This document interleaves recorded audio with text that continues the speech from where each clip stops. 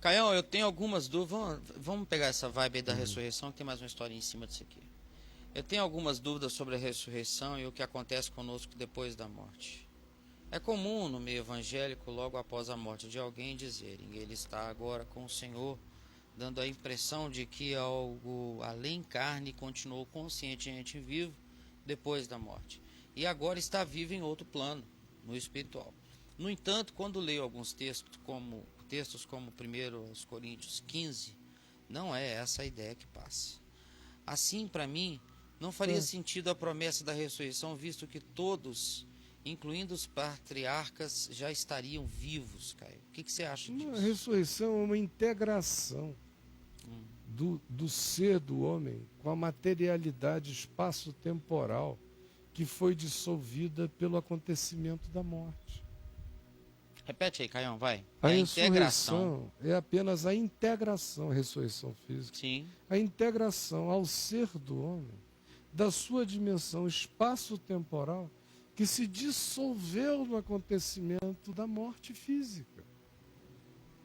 É porque quando Deus me criou um corpo, Ele não criou um corpo para ser abandonado. Esse corpo segue comigo.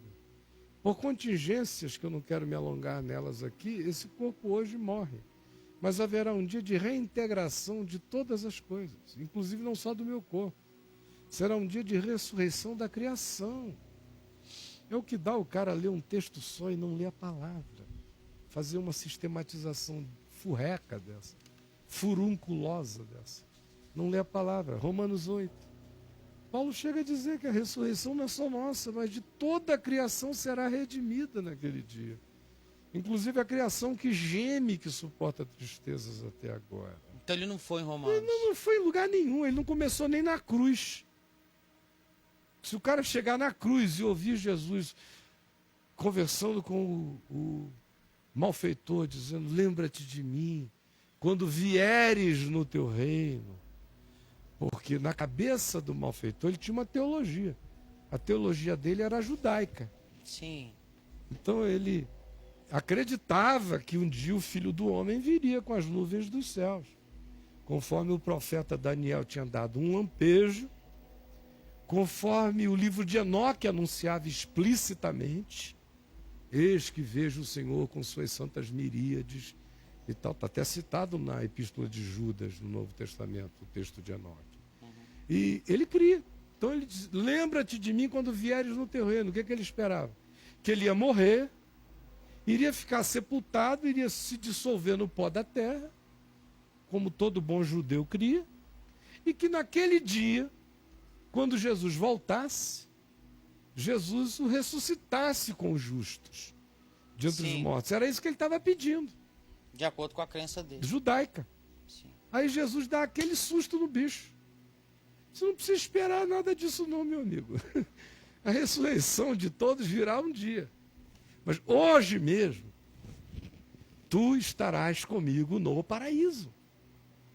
Então, para não ficar pegando um monte de textos bíblicos, como Paulo dizendo: enquanto presentes no corpo, estamos ausentes do Senhor, mas uma vez ausentes do corpo, deixando o corpo, estamos presentes no Senhor, e milhares de outras afirmações. Mas pega 1 Coríntios, isola ali, mata o resto. E não tem Jesus como chave hermenêutica interpretativa. Não vê Jesus tratando a vida eterna como continuidade o tempo todo. Não lê nem a parábola, a fábula do rico e do Lázaro. Morreu, um foi para lá, outro foi para cá, a vida continua, em qualquer que seja a dimensão. E como diz Paulo em 1 Coríntios 15, diz em 1 Tessalonicenses, em 2 Tessalonicenses, vai chegar aquele dia da integração. E Jesus mesmo foi que disse que virá o Filho do Homem, tocará as trombetas,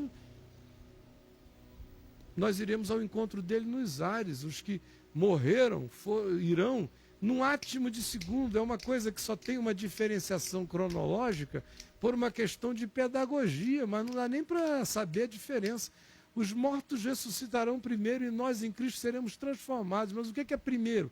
Primeiro é uma fração quântica imensurável, e nós aqui, ao encontro do Senhor nos ares. Então, meu amigo, não tem contradição nenhuma. O que há é uma leitura seletiva, diminuída, minimalista, apequenada, e que não leva em consideração todo da palavra. É ler um texto sem o contexto, e sem a chave interpretativa, e sem a percepção óbvia do todo. É o que dá pena. É esse escravizamento a pedacinhos da Escritura, ainda que elegantemente dito, dá a entender, não parece claro. Você vê que a linguagem dele é uma linguagem de quem quer ser isento na avaliação do texto em si, mas não lê o contexto. E aí é uma pena, porque vai ficando aleijado.